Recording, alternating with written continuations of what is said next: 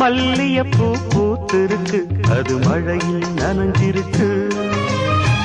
வருஷமெல்லாம் காத்திருக்கு, ஒரு வண்டுக்கு தவம் இருக்கு.